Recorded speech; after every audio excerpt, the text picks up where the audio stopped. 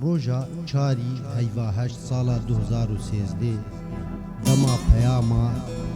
و مراندنا دلی مامۆستای هێژا شێرکۆ بێکەس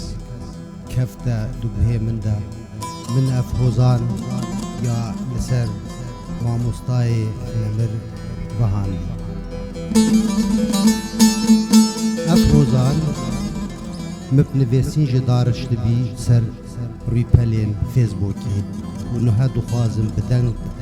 dîsan pêşkêş bikim bo hêjayan şêrkoyê jî peyama mirna te gehişt hate nivêsîn û gotin duê mirî nexêr nexêr nexêr bendewar û nexêr tu namirî û her zêndî her zêndî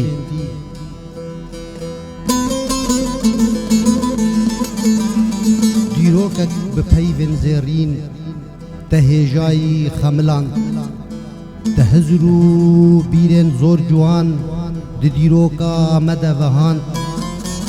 bi endezyarî te gihand bi wêrayî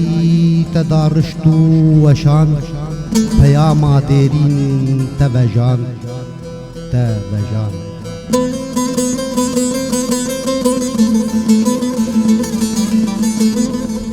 mamostayê herdem zêndî bi wijdanî berxwedanî ser hildanî bo gel û niştîmanê xwe bo gel û niştîmanê xwe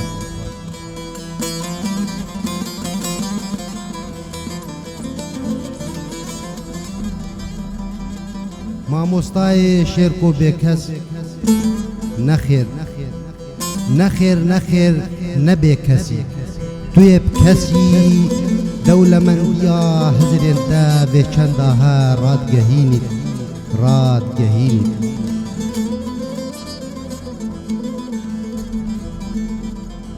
şêrkoyê jî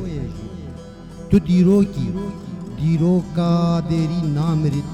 her demînî her demînî her demînî